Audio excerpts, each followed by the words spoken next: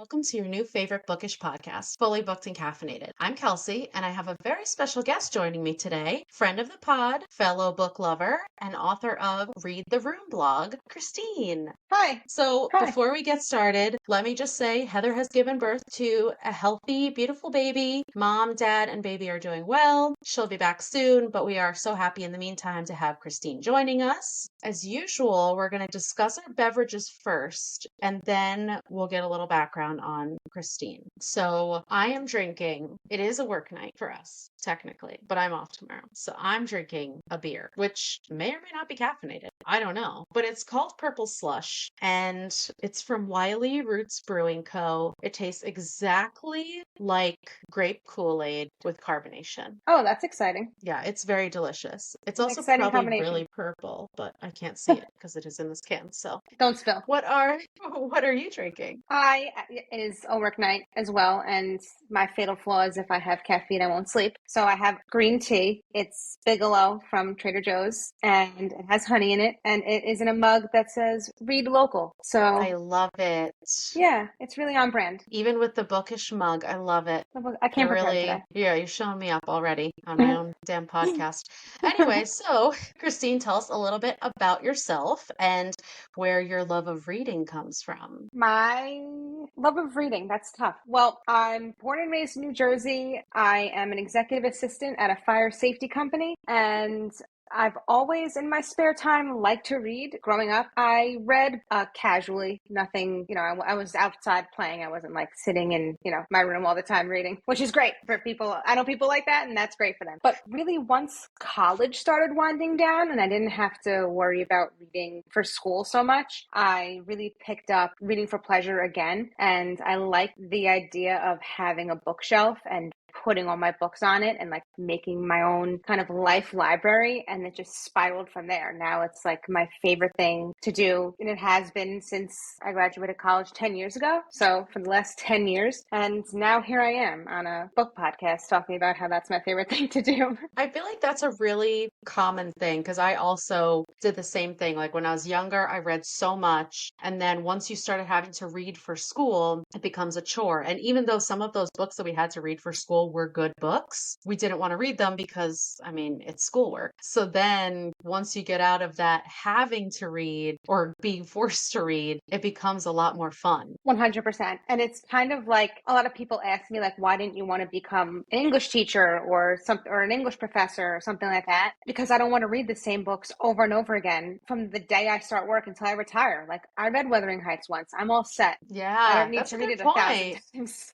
That's a good point because you're just teaching the same things. And even though, like, dissecting the meaning and teaching it to other people, it's just the same thing over and over again. Yeah, That's a how good could you be point. excited about that and like stay passionate about the same books for 35 years? Which is probably why, as students, we weren't that into it because our teachers weren't that into it. Yeah, I guess that's full circle. That's a good point. There's a lot of groundbreaking news for me right now Yeah.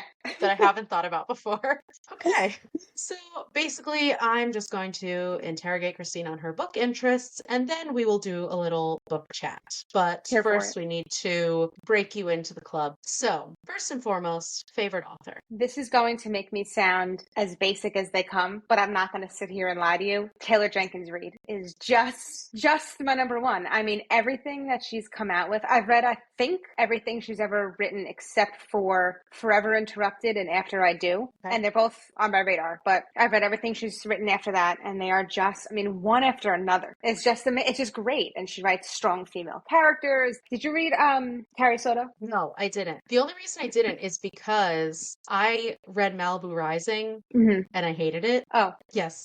And mm-hmm. I know that Carrie Soto is a character from Malibu Rising. It's Correct. supposed to be like a spin-off of that or something, right? Mm-hmm. Mm-hmm. So at first I was like, oh no, everyone's gonna hate me because I hate Taylor Jenkins Reid. But Mm-hmm. then everything else that I've read since is like incredible. Seven Yeah. Husbands, Daisy Jones.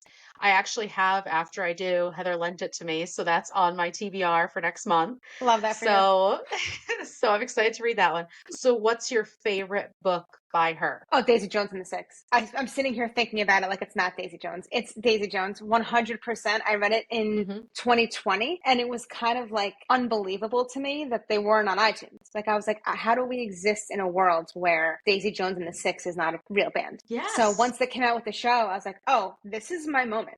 Everything I've thought about is coming to life now. So I still listen to the soundtrack. I'm still hoping they go on tour. And the show was so good. It was just, it's great. It's a great, That's a like, lot of pressure, though. Did it live up tons. to your expectations from the book? It did. It did. They left out a whole member of the band. Like, it's Daisy Mm-hmm. Jones and the Five, Mm-hmm. which is, but I don't really care. People were devastated about this. I was like, who cares? It's so As good long still. as Daisy is there, As long as that's Daisy's all I there. care And about. they counted Billy Dunn's wife, Camilla, as the sixth member of the band, even though she's not in the Yeah. band. Yeah. I'm okay with that. I'm okay with that. Camilla is a rock star in her own way. So that's great. Mm-hmm. I loved it. Yeah, I thought it was a good adaptation too. And I also have the playlist on my Spotify and I listen to it all the time. Oh, And I'm like, I why listened to is Aurora on the this way like, home from work today. it's so good. It's so good. It's so good. I will say they did him dirty with that haircut that he had in like the present timeline when he had that straightened. No, It they was like did him a bob so cut. dirty. It Mm-hmm. was like a Bob helmet cut. It was so Mm-hmm. bad. And I was like, this is the only flaw that I'm finding. Right, right. That it So had to I have guess I a can let it flaw, and go. that's it. Yeah, that's it. That's it. That's That's all I it. could pick out. Okay. Okay, so what is your favorite genre of book? I thought about this long and hard. So I'm gonna go with literary fiction or like contemporary fiction. I'm an eclectic reader. I like a lot of things. It's more things that I don't like. Like, I don't love, I hate this phrase, but like chick lit romance. Like, I don't Okay. love miscommunication trope and the friends to lovers trope and the false relationship, fake relationship trope, things like that where you can see the ending coming a mile away. I just don't, and where it's like corny. I don't love that. And That's me people love it. too. They gobble it up, and I'm like, that's good for Hmm. them. I'm so happy for you. I wish I could, because there are like a billion books like that, but I don't love it. And I like narrative nonfiction too. I try to read one nonfiction for every three fiction, but it's Right? hard because sometimes the fiction books just like, I'm like, oh, I have to read this and then this and this and this and this, and before I know it, there's been 10, and I'm like, oh, well, how about for my Yeah. nonfiction? Well, and it's also like reading a fiction book, you can blow through it in a couple days, and the Yes. nonfiction just takes a little bit longer. It does, which is why I like to take nonfiction on vacation, Okay. because I That's have to weird, but pack okay. less. It's weird. It's bizarre. I have to pack less books because I don't get through them as Uh-huh. fast. Like, on my honeymoon, I read Boys in the Boat, which is a nonfiction about the crew team from University of Washington who won the gold medal, spoiler alert, in the Olympics. Like, good for me. Hilarious. I love this. I'm sitting in Hawaii like, ooh, row, row. That's amazing. Yeah, so, Okay. yeah. Wow. I really love that for you. I mean, I just pack my Kindle so that I could pack more Oh, books on no, vacation. that's right. No, you're doing the right thing. I don't have a Kindle. You're right.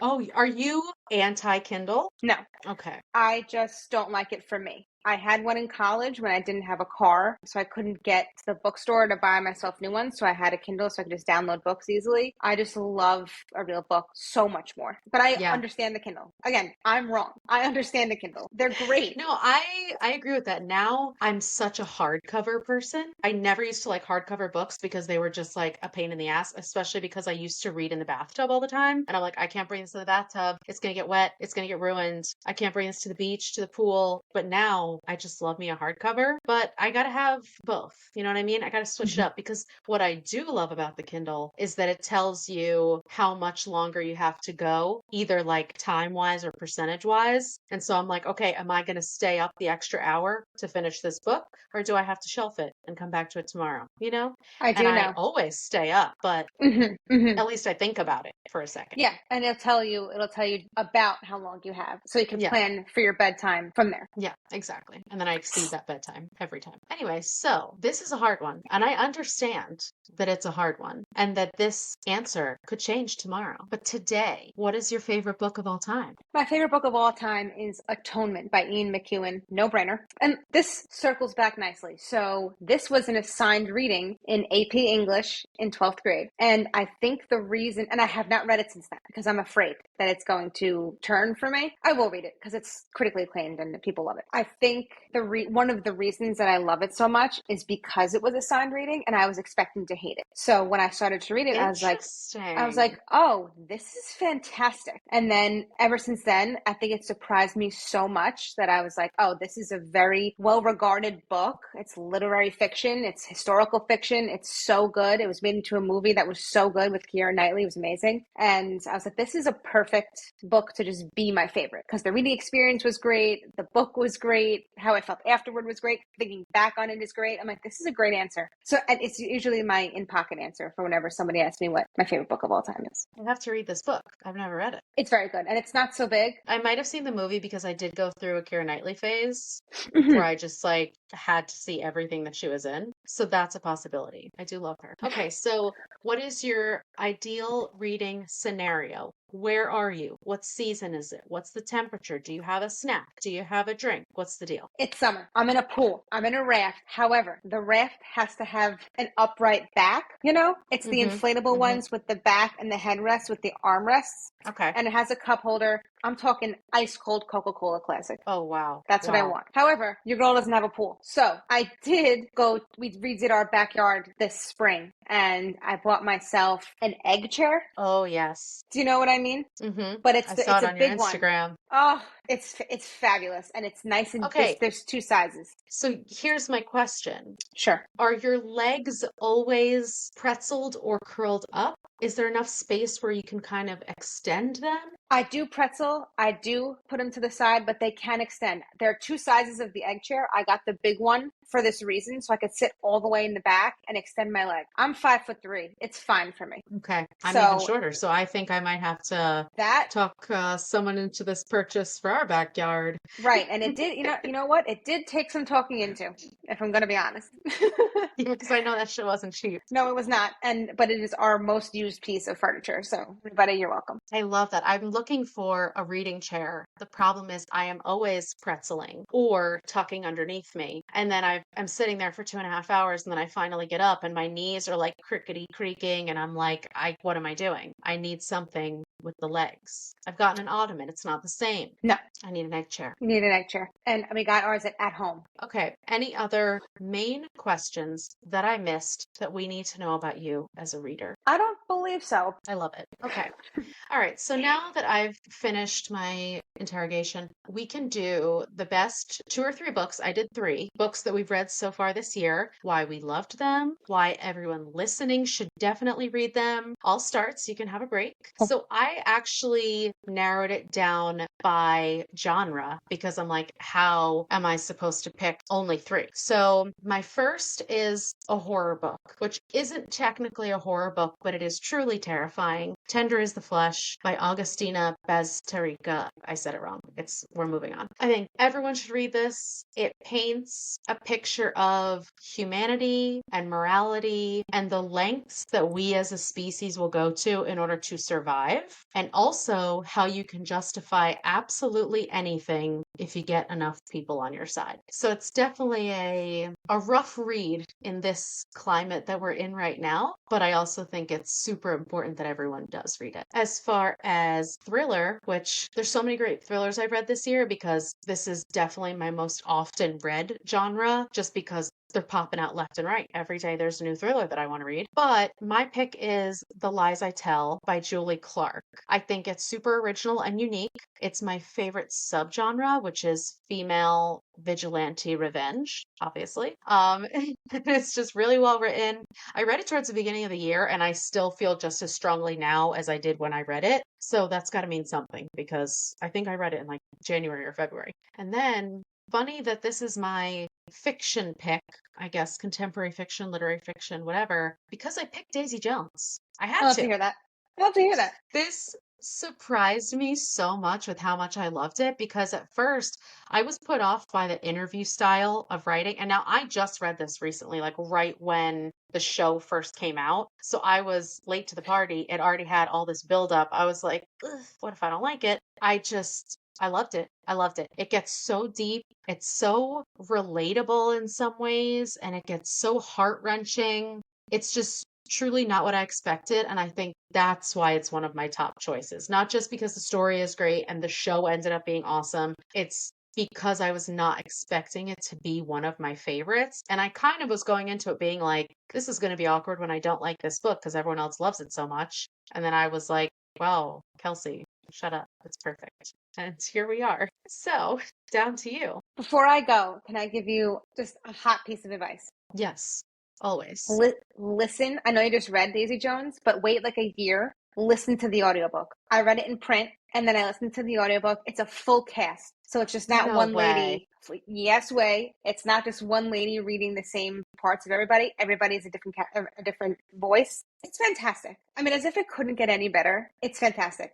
So right when you start to forget, wait a year, wait 18 months when you're like, I could just take a little Daisy Jones back in my life. Listen to the audiobook. You will not be disappointed. That is great advice. I love that because I am not a huge fan of audiobooks unless there are different voices for each character. Because I just get like, because I'm listening while I'm doing other things, so I just can't pay attention unless there are different voices. That sounds amazing. I Okay, feel the I same love it. way. Thank you. You're welcome. I'm not a big audiobook person either for that same reason, or unless there's like a promise of something. Like I love U2, and Bono just came out with a memoir, and I Okay. heard that he sings on the audiobook. So I listened to the audiobook and it was great. So unless there's a Okay. promise of something special in the audiobook, I'm reading print. Yeah. Yeah. I agree with that. Okay, that being said, so I also picked three. My first one is In 5 Years by Rebecca Searle. And this I loved because like I thought it was going to be a little bit more corny just based on what I was reading about, but people loved it. So I gave it a shot and it is so good and it's so well written and the whole underlying premise is strong female friendship and it's these two women who are best friends and how they navigate their own lives and then their lives together in Manhattan and growing up and I mean they're adults but navigating they're still both neither of them are engaged so they're kind of both serious long-term boyfriends and it was really really good and it's also a gentle there's like a little fantasy element in it it's called In 5 Years because in the beginning the protagonist has a vivid dream of what her life is going to look like in 5 years and so the Oh, whole book is like following that timeline of how she arrives at this point in 5 years. So for someone who doesn't read a lot of magical realism or magical fiction it was kind of a gentle like oh I read this fantasy-ish book and meanwhile it was just fiction with like a dream but it was right. it It was was like nice to like a That's be So included. Raven moment. Yeah, exactly. It was a That's So Raven moment. That's exactly right. Raven Simone had a vision, and that was the book. So I Amazing. loved it. Okay. I disclaimer cried Okay. like a baby. So there's that. My second book, you heard it here last. Lessons in Chemistry by Bonnie Garmus. It was Barnes and Noble's best book of 2022, and here I am, like they were right. It's so good. It takes place in the 60s, and it's a female scientist. She's a chemist, and it's just how she is so discriminated because she's a woman in science, and she starts to date another brilliant scientist who is a male. And so, of course, everybody attributes her success to her being with him. And through a long turn of events, she gets kicked out of the chem lab and she starts this cooking show. But the cooking show empowers stay-at-home mothers at home to like take charge of your household and you are important and it just gives a backbone to all the women at home who don't go to work because their husbands go out and they're esteemed and they have to kind of stay home and take care of the family even if that's not what they wanted to do. So through all their televisions they're watching this brilliant woman teach them how to make dinner and it's so good and it's a very unique story and it kind of gives a glimpse into something that maybe you don't think about unless you're reading this book kind of thing. The last one is The Paper Palace by Miranda Cowley Heller, which is new, I believe. I think it came out this year. I have it in hardcover, which means it came out this year because if it was in paperback, I would have gotten paperback. No offense. I'm a paperback lady. So I like this because it's a summer read. It takes place in the summer in like the backwoods and like their family's cabin and they're at a lake, but it's traumatic. Like it's not a happy-go-lucky bubblegum kind of summer read. The main character the main character is a female as well, and it goes through the trauma that she had growing up with her step siblings and her mother being sort of neglectful. And you find out in the first page that she's cheated on her husband with her childhood best friend. And then the entire story leads up to how that happened and what decisions she makes at the end of the book, which I didn't love. The ending kind of lost it for me a little bit, but I was there for the ride, and that was good, which is why I didn't give it. I think I gave it 4 stars, maybe, I think, when I rated it, because of the ending. So Okay. those are my 3 as of late. That's actually great. I haven't read any of those. Lessons in Chemistry, I definitely want to read, obviously, because it's like the most hyped up book of last year. But Right. also, I didn't even know what it was about. And when you just described it, that sounds awesome. It sounds right up my alley. So I'm definitely moving that higher up on my list because you know that list is long. Don't I know it? It never ends. Never ends. Never ends. Okay, so now I can't let you off the hook here. There's something we need to talk about. There are a few books There is that we both read this year, one of them being Grace Year by Kim Liggett. And what did you rate it, Christine? 2.5 stars, I think. 2.5, something like that. I read the book and then I listened to your episode and I was like, oh, different than what I thought. Opposite of what you thought, Opposite. actually. Opposite. Yeah, it was one of our tops this so far this year. I'm flabbergasted. I reread your review of the book, and I Mm-hmm. do agree with some of the things that you said.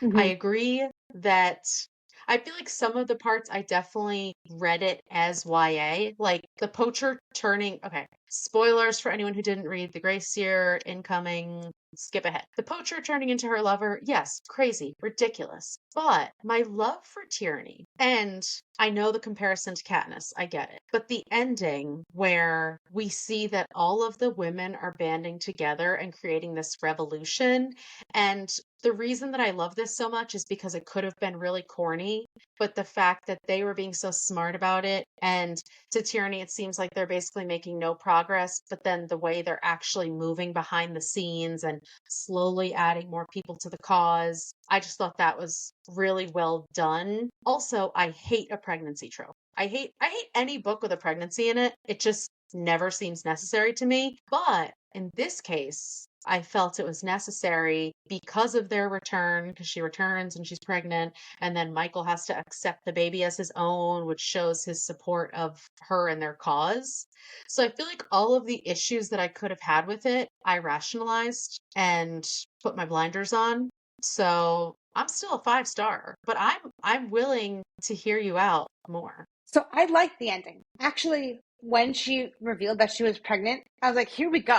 We're back. Hmm. And that, like you said, the behind the scenes and her mom and her sister and her dad working behind the scenes to, start this revolution. I liked. I did like a couple of things. So that part I liked. And I loved, probably one of my favorite parts was that she was the middle sister Hmm. and she looked up to her 2 older sisters and basically survived for her 2 little sisters. I have a sister; she's my favorite person in the whole world. That's my Katniss, my Primrose, the whole thing. I could see how people would go to their brink for a sibling, and so I love that part, and I thought that was written very well. One thing, like I said, I did not believe the love story. I just didn't believe that they were in love. I don't, for no reason. I can't even put my finger on why. I just didn't. As I was reading it, I was like, "You're kidding? No way! Like, I don't believe that they are risking it all for each other." It's like that seems reckless to me. But and I don't think I put this in my review, but as I was kind of thinking about it again to discuss today, the self-sabotage of the girls on their Grace Year at the encampment, just imploding for the sake of imploding because they don't want to leave anything for the next year, is crazy to me. Hmm. It was hard for me to rationalize why they wouldn't help each other. They're going to be there for a year. You don't want to make a shelter or a well or whatever they were making. Like, why wouldn't you? Tierney putting in all this work, the clothesline and this, that, to help herself and help them. And then every morning she would wake up and everything she would have would be destroyed only because they wanted to do the year as hard as possible to prove a point. That to me, it was repetitive and unbelievable. Like, I don't believe how 16-year-old girls, again, what are we talking about here? This is a novel, right? It's unbelievable. But Yeah. it was hard for me to swallow that 16-year-old girls would, out of the get-go, turn on each other. And I know that Tierney took Michael or whatever. Michael chose Tierney instead of the other girl? Kirsten, maybe? Kirsten. Oh, good for you. Kirsten. Yeah, I think so. Michael chose Tierney instead of Kirsten, so already she's 16, she has beef. I get that. But to sabotage themselves for a year was right off the bat, I was like, oh, this is not gonna be the book that I thought it was gonna be. I Hmm. think maybe if they came together and supported each other and like tried to make it out together for the whole year, I would have liked it more. But the Hmm. girl versus girl didn't love. Yeah. So basically, that whole time where she's falling in love with the poacher could have been spent back at the encampment building that community because eventually she does come back and they do get that camaraderie. Everyone except if her name isn't Kirsten, I don't It care. is. Um, I It think is. it is. So they did eventually get that camaraderie when she started like weaning them off the well water and stuff, but it was that part definitely was rushed. And I get what you're saying, like the fact that they would destroy everything before they left. And it's like just because they were bitter that no one could warn them of what they were getting into, and because they just had to live their lives every day of this survival. I mean, obviously, the concept of the book is ridiculous in itself, but I just read a feminist YA book with a Katniss-esque main character, and I guess I'm folding like a little origami doll. I don't know. And I do love the reveal that it was the well water that made them sick. Yeah. Oh, yeah, Love that. definitely. Like that was clear. It was perfect. It was well done. It was smart, and it was a solution. And I like that. It wasn't like, oh, they're making themselves go crazy because it's like the placebo effect. They think they're going to go crazy, so they do. No, they're drinking the Hmm. well water and it's toxic, and they're going nuts, which I liked. Yeah. I liked that resolution to the whole insanity thing. That's true. Yeah. I bought a bunch of other books by Kim Liggett after I read this, but now I'm nervous to read them because I'm like, what if I don't like them as much? What if this was a one-off and I convinced myself because at first I was so angry and then I was so happy for Tyranny to make her way out that I rationalized all of it. I don't know. We're gonna see. We're gonna see. They're on my How TBR. many other So books does she have? Ish. I think maybe like four or five. I Oh, bought okay. two other ones. Okay. And I haven't started them yet, but we'll see. All Yeah, right. check back in. So I definitely see where you're coming from. I will allow it. Um, so another book we both read this year and actually both enjoyed Mm. is Tomorrow and Tomorrow and Tomorrow by Gabrielle Zevin, maybe. So something you wrote about in your blog post, which I 100% agree with, is the friendship between Sam and Sadie and how, spoiler alert, incoming, anyone who has not read the book, how it never turned romantic. I feel like that would have ruined the book for me because it would have made it so much more cookie cutter and it would have I don't know. It just would have ruined the whole thing. Like the whole point was the ebbs and flows of their relationship because it wasn't romantic. So they didn't feel like they owed each other anything because they had gone in and out of each other's lives like that. I also liked that we see the absolutely awful and selfish sides of both Sam and Sadie. And in the end, you're still rooting for both of them, both together and individually. And that's really hard to make the characters so unlikable at times, but you still are rooting for them in the end. Like, that's really good writing. You know what I mean? I agree 100%. I love them, even when they treated each other like trash. Like you said, in the end, it came full circle. And back to, I guess, both of our points that we're happy that it didn't turn romantic. And reading the book, you don't feel like they should be together. Do you know what I mean? There's never, Agreed. it's not like, oh, they would make a good couple. They're definitely in love and they don't show it. No, they are best friends and work partners and colleagues and life partners. And under no circumstances should they be romantically involved. And they weren't. And it didn't even come close. There was not even like a one night mistake or whatever. It was nothing. It Right. was just best Right. friends. And it was when it was over, I was just so happy and like almost relieved that the story didn't go there. And Yeah. I love this whole book. I think it had everything. It had friendships, it had love, it had, again, spoilers all over the place. It had babies, it had hostages, it had video games, and it had college and chronic illness and death. And it was great. It was Hmm. great. And I would have given it 5 stars, but it was like 650 pages or something. Yeah. That's just a clunker. And you gotta lose half a star. But every word, the writing was so good and every word was meaningful. It truly could not have been any shorter. It was so good. I agree with that. I think it felt very clunky to me, and that's why I didn't rate it super highly, because even though I completely agree, I think everything was necessary to the plot, a lot of the video game stuff kind of lost me, like where they kept trying and kept trying, and even though each game had its place in their story and in their development and it was all necessary, it just felt repetitive. You know what I mean? So I feel like it wasn't necessarily an easy read for that reason.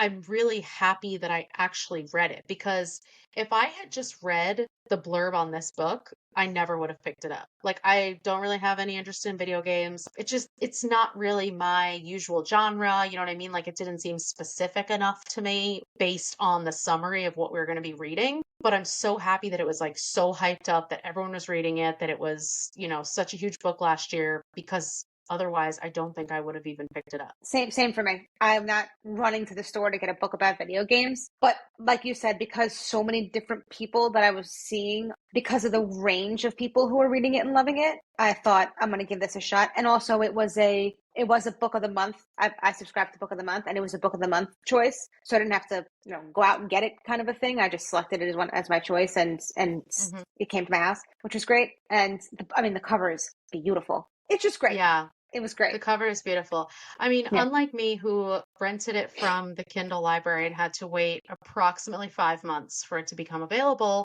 yes, I could have gone to the store and bought it, but I had plenty of books to read in the meantime, so I can wait Hmm. patiently for my Kindle loan to be available. But Hmm. yeah, I completely agree. It's like it was just everywhere. And I'm like, how is this book, like you said, so many different people? Like it wasn't just a certain group of people liking it, like people who are into these kind of books or what, like everyone. Nerds. Yeah, like this is like a universal, I don't know. Everyone loved it, And I including did also us. love, because it's a Sam and Sadie are a boy and a girl, obviously.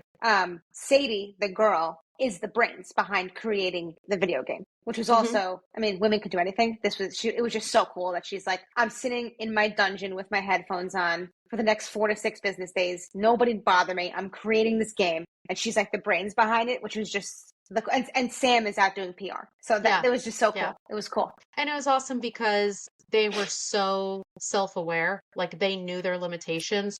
She knew that even though she was jealous that she wasn't the face of the game, even though she had put in so much work into it, she knew that that wasn't her wheelhouse. She knew that she wasn't going to be out there doing the press conferences and doing all of that stuff, and that Sam was better at that. So she could see that, like, even though I have these feelings that are upsetting me, I know that this is what is best for me, for us, for the game, etc. And Sam did the same thing. Like, he knew that Sadie was the brains. I think he had the grit and the determination to actually get things made. He pushed her to actually hit those deadlines, make things happen, take these unrealistic expectations of timelines and do it anyway. So I feel like they both, obviously they balanced each other in that way. That was, part of the whole story, but they also knew that they were balancing each other. Yep, totally. And they knew how to get each other out of their own heads. Sam knew how to get Sadie out of her head, and Sadie knew how to get Sam out of his head because they were so close. They were two spokes on a wheel. Yeah. Yeah, I think they did say it in there, like they are soulmates, but not romantic soulmates. They were just connected people. Like they could always had to be in each other's lives. They were closer than any romantic relationship could ever be. And that was true. And it Yeah. also showed not just this friendship, but then with everything else put into it, it's like it just showed mortality and all of these struggles that they were both internally dealing with. And they didn't necessarily want to burden the other one, but they didn't realize that by not burdening each other, they were actually Hmm. exacerbating all these problems. It was just, I can't believe how well it was written. I can't believe how fleshed out the characters were. And it still all made sense, was interesting. It just worked. It worked. It was great. It's worth the hype.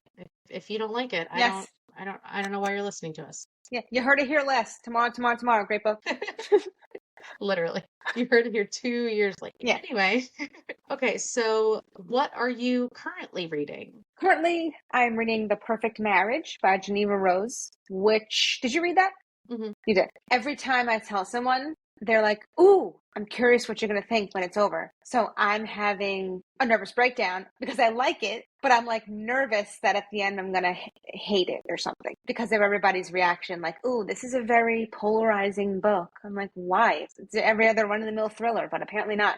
Because my library has 21 copies and there are 50 people on hold. Excuse me, I ordered online. 21 copies? 21 copies. So I have the Ocean County library system. So Right. I could borrow from whatever, any branch, and they just deliver it to my library, my local library. But there were 21 copies all out, and the waiting list was 50 people. This is not a new book. No. So I ordered it online. I got it in paperback, delivered to my home. I did not have to wait because I have no patience. Yeah, I literally bought it on Kindle. I think I got it for like $3.99. Like I did not. Yeah. And I'm Wow, not, I did not I realize never, this. I never buy books on Amazon because it shorts the author and the publisher, but there were over 1 million copies sold. So I'm like, she'll be fine. I'm going to get it. Be fine. This book's going to get to my door in 12 hours. Geneva Rose is going to be just fine. She'll be fine. Also, you do have to follow her on TikTok because I'm not going to say anything about the book. It is polarizing. I personally did not enjoy it when I finished it, but I followed Geneva Rose on TikTok and she is so funny that I'm like, I wish I loved your book more. Because I Wow. read another one by her and I also didn't like it. Wow. And I was like, wow, I love you so much. Just I wanna do this for you, but I So cannot. did you not like it? Did you not like The Perfect Marriage throughout? Or did you like it and then the ending made you not like it? I liked it and the ending made me not like it. Oh, crapola. Yeah, yeah. But then Okay. after that, I was like, I just hate the whole thing. But Okay. then her other book that I read, I did not like the whole book, but the ending, the last 5 minutes of this book were so good that I was like, oh my God, I think I almost DNF'd the book. And then I finished it and I was like, the ending is so good. Like, why is she doing this to me? Take the other book's beginning and this book's ending and put them together and make me love your books the same way that I love you on TikTok. Why are you doing this to me? At What's the other Geneva book? Rose. It's called You Shouldn't Have Come Here. Oh, okay, I can picture it. Right. So yeah, you might have to read that one too. I don't know. It depends Maybe how her you feel third when you one's a finish charm. this one. Maybe Yeah. it is. Oh, I do have another one of hers on my TBR. I'm not gonna quit. I'm gonna keep Oh, fighting. good. I love I'm that. gonna keep fighting for her. So I'm reading The Testing by Joelle Charbonneau. Yes, I looked up the That was pronunciation. gorgeous. That was Thank gorgeous. you. Thank you. This is actually, you would hate this. It's Mm. giving Hunger Games vibes. Actually, it's giving like Divergent vibes. Okay, I'm see, I only like about halfway Divergent. through. Didn't believe the love story again, but Oh, I'm looking didn't at the believe the trilogy. I love have it. story, but I would do anything to see Theo James on my TV. So Hmm. they could Hmm. do whatever they want with the love story. I Hmm. don't give a shit Hmm. as long as he's there. No, you're right. Checkmate. Yeah, I agree though. The love story has to be necessary to the plot. It's like, especially in these thrillers, and Heather and I always talk about this, how we have an issue with a thriller when people just like have sex for no reason. And you're like, there's Hmm. literally, you just complicated everything. You're Hmm. trying to solve a murder and you just decided to rip your clothes off. Like, this is not furthering Yeah, our story. right. This is not the heat of the moment situation when you're looking over the evidence. Enough. Yeah, like you shouldn't be horny right now. You No, should be shut it catching down. a killer. Shut it down. Be professional. Do your job. Exactly. Exactly. But I mean, also a lot of these books are unreliable narrators. So what can we say? You can't trust anyone out here, and that's the problem. That is the problem. You know what? That is the problem because That's the you're reading problem. a book and it's going so well and you're like, this is going to be a great one. And then they can ruin it with just one page, with just one twist, with just one. Everything you thought was true. Nope. Exactly. And that's why I've been reading, chronically for 10 years. Never once have I guessed the killer. Never. Never. Because I can't trust anybody. Yeah, I agree with Never that. once. I don't Never even once. try. I know that there's a lot of people who read with the specific intent of trying to guess who it is. I don't even try. Mm-mm. Neither do I. Unless sometimes, like actually I'm reading The Perfect Marriage, like I said. I have a note in my notes app that says who I think it is, so that if I'm right, it's a timestamp. Oh, nice. Okay. Okay. So you So can that I know. prove that you I can knew. prove. Look, I knew. But I only do that if it jumps out at me. Like if I'm reading, I'm like, oh my God, I think I know. But otherwise, I'm just along for the ride. And then at the end, I'm so beyond surprised. I'm like, it was the mom. Silly old mom. Goodness. Oh, I can't believe it. Yeah, Yeah, that's I me every time. completely agree. I want to be surprised. I don't want to Yeah, know. I want I you agree. to hit me with the twists and turns, but they've got to make sense, which is Yeah, it's got to make sense. That's right. it's tough when there's a thriller coming out every 4 seconds. But Yeah. I'm curious where you find your next reads and how you choose what to read next. So one way is people recommending books to me. Sometimes someone will say, "Oh, you should read this," and I know very well that I'm not going to like it, so I'll just yes them to death. And I'm Uh-huh. like, "Sure." I'm like, "I'll write that down," and I'm just like typing letters in my phone. Like I'm not listening, either because of the book or the person. You don't know me. I'm never I'm not recommending gonna a book to you. like. No, you are you I would trust. I recommended the Paul Tremblay book to you. Remember? Yeah. A Head Full of Yeah, Ghosts. I read it. I, I took your you did read it. recommendation. You did, and you thought it was okay. I didn't sleep for 5 weeks. You thought it was all right. But you read way more horror than me, so that's fine. But there are some people that know me and I know how they read. So if they recommend something to me, I'll try it. Because we read so much, I'm not worried about making every book a 5-star, right? So if Right. someone says something to me and I might like it, I'll read it. And then if I don't, okay, that's 5 days out of my life, that I've reading a mediocre book. That's fine. So sometimes personal recommendations. On occasion, I'll read like a BuzzFeed or a Book Riot article, like 10 suspense novels that will get you out of a reading slump.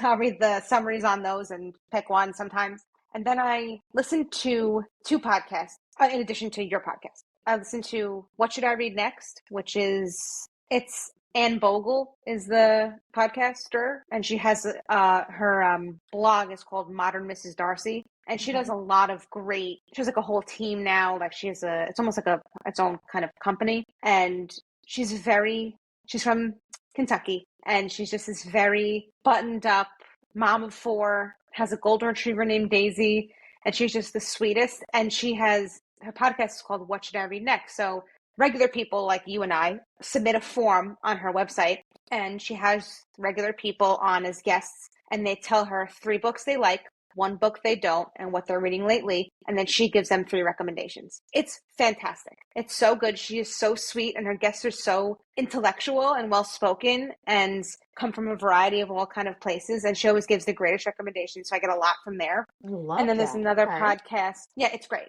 And there's a million episodes, and I've listened to them all. And then there's another podcast called the Well Read podcast, and it's 2 Okay, I've heard of that one. librarians. They're 2 librarians, and they just they pick a theme, and they go back and forth and list 3 or 4 books, like, oh, favorite beach reads, and they go back and forth and say their favorites and the plot. But what I like about them both is there's no spoilers in both podcasts. When they do summaries, there's no spoilers, so I never feel like I'm messing myself up if I listen to them Right. without reading the books first, which I love. I'm on Bookstagram, obviously, but I won't read something because of Bookstagram. But if I'm on the fence about something and I see it, like tomorrow and tomorrow and tomorrow, I saw it everywhere all over Bookstagram, so it was already on my radar. And I'm like, all right, I'm going to read this Mhm. because the people love it. That's basically. Where do you get your next reads from? I am solely on Book Talk. Oh my gosh! Wow, Nonstop book talking it wow. up Mm-hmm. because there's certain people that I follow. I mean, obviously it comes up on my For You page and stuff. And what I really like is when people will say like, "Oh, 5 thrillers you have to read," and if the first one they Mm-hmm. say is A Silent Patient, I'm like, "Okay, I'm not listening to you because I hate you." Mm-hmm. But there's certain people that I follow that have enjoyed the same books that I have. So anything that they recommend, I'm like, "Oh, adding that to the TBR, adding it to Mm-hmm. my list." I Mm-hmm. do not understand how you don't have a Goodreads account. There's not enough room in my brain for the amount of books I need to read, for the amount. I even have a separate list of books that I've bought that I haven't read yet. It's over 100 books. How do you keep it all straight? So it's serial killer behavior. So when I read a book, I write it down in a notebook with a pen, and with a number and the data and the date I finish it, just to keep track. And I've always read for quantity up until this year. I'm like, Hmm. I'm just rushing through short books, and I'm not, instead of reading the longer books that I want to sit with. So this year, for the first time ever, I'm reading for quality over quantity, and it's going fantastic.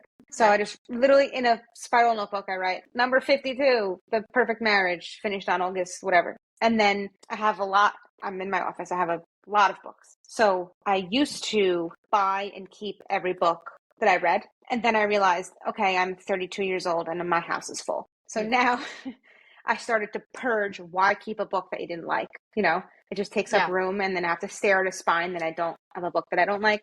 So I did a purge, and now I get mostly everything from the library, or like the little free libraries, or Pango books, or thrift books. And Love then thrift if I like it, books. love thrift books. And then if I like it, I'll keep it. And if I read it from if I borrow it from the library and I like it, I'll then go get a copy so I can have it on my shelf. If I love it, Okay. love it, love it. Mm-hmm. If I just like it, it's fine. I'll give it back. I don't mind.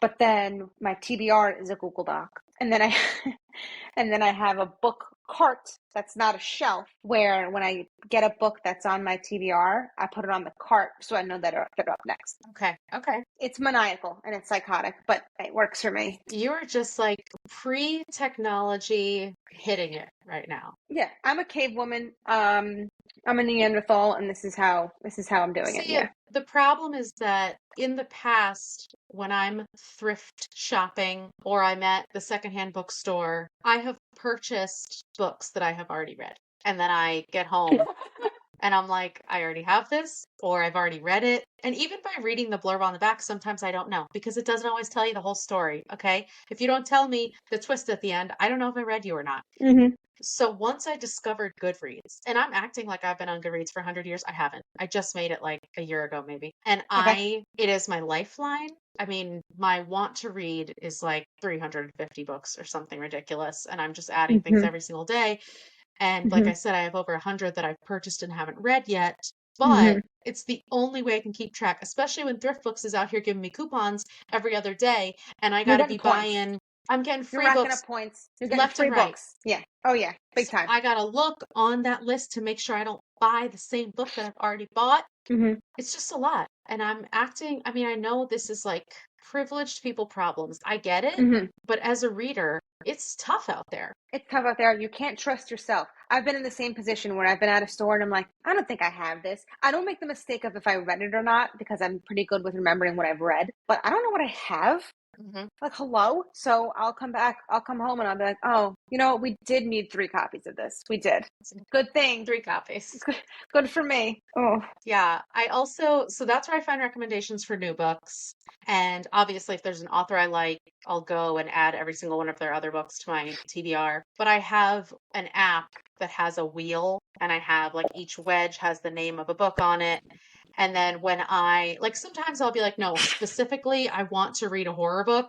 I'm going to pick a horror book, or I want to read something. I've read 5 thrillers in a row. I need to read like a romance or something to, Mm-hmm. break it up. But if I just cannot figure out what to read, I'll spin my little wheel. And I started having to do that because I have the physical book cart, like you're talking about. But then I was buying all these books on my Kindle because I get the daily emails, like when they have deals on the Kindle books. And I was like, oh, I have 100 books in here that I've never read. So how am I ever going to read them? Yeah. Yeah. You won't. You got to I'll spin the never wheel. catch up. No, life's too short. Wow. And my TBR is just too long. That's very true. All right. So anything else that you want to add? I don't believe so. I think we covered my entire life. Here's a question. So I'm reading The Perfect Marriage now, and the next book I'm going to read, because this is how else I decide if my library holds become available. That's what I'm reading next. Surprise! So I have Wish You Were Here by Jodi Picoult.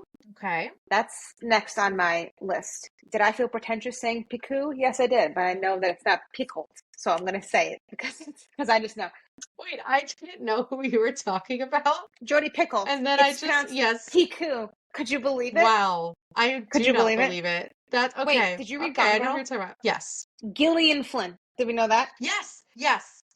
Like, Okay. First of all, if I saw her in public, I'd run with the things that run through her brain. Oh, 1000%. Gone Girl? She's nuts. Sharp objects. I mean, Dark absolutely Places. flawless. The trio. No notes. I absolutely notes. love all 3 of those books. I'm waiting, not patiently, for her to come out with another book. Like, where is it? Did you read Dark Places? Yes. Love it. Okay. Love it. Love it. But yes, and the only reason I know is because she read a foreword on The Woman in the Window, which I listened to the audiobook, and she Got said it. her name, and I was like, excuse me, what? And then I would hear people saying Jillian, and I'm like, y'all No, it's don't a even hard know. G. Y'all Hard don't G. even know. It's a G. No. It's a Gillian. It's a Gillian. Couldn't believe that. Also, she scares me. And if there was, oh, you want to go to an author signing? No, I'm all set. Her brain is cuckoo bananas. I'm all set. Okay, that's how I feel about Karen Slaughter, and she's my Oh, favorite author of all time. So, wow. Yeah, no, she's nuts too. Pretty Girls is crazy. yeah, well, she did say, I was reading on Goodreads, and Karen Slaughter was saying, basically, she was talking about how, like, she doesn't think there should be an unnecessary sex scene. Like, it should make sense to the book. She's like, the same thing with violence. It should make sense to the book. And I'm like, your books are some of the most violent books I've ever read in my Yeah, entire life. yeah, And I'm yeah, like, but you're right. They're necessary to the yeah, plot but that you necessary. wrote. Yeah, yeah, yeah. I'm like, you did this to us, but okay. All right. So tell everyone where they can find you, where they can follow you, where they can find your blog. I am not on Goodreads and I'm not on Book Talk. However, I am on Instagram at Read the Room Blog, and you could read the blog straight up on the internet at readtheroomblog.blogspot.com. And everything, I try to review every single book I read. Sometimes they're behind because your girl's busy, but I get there. I love it. Okay. Wow, I just can't believe you're not a book talk. So you're not going to see the TikTok that I post after this episode, which may or may not include an embarrassing picture of us with a bartender at a wedding. The bartender is something that I don't recall. But listen, send me the link and I will watch that TikTok via Safari.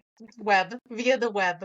Via the Yes, via the World Wide Web. spoiler alert to our listeners. Christine and I are also real life adventure friends, not just We are. internet book friends. So, We are.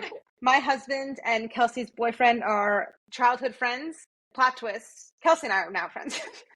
yeah. And which is what happens. yeah, and I've known your husband for 13 years, 14 years maybe. That's long. That's That is long. ridiculous. That is long. Yeah, that's a long time. But Yeah. he doesn't like books, so I don't have anything to talk to him about. No, his goal last year was to read 3. So we're on different paces. How far has he gotten out of the 3? Well, last year, that was last year, Oh, 2023 okay. 0. Last year he did read 3.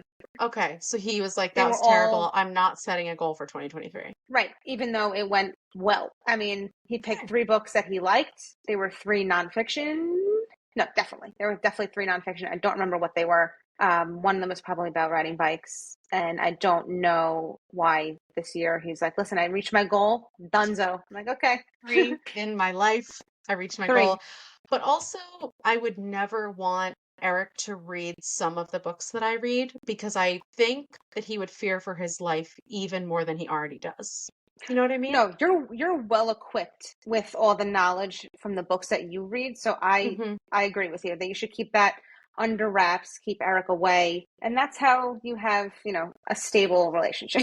Yeah, that's how we have a lasting relationship with Yes, the yes, imminent threat always hanging over his head.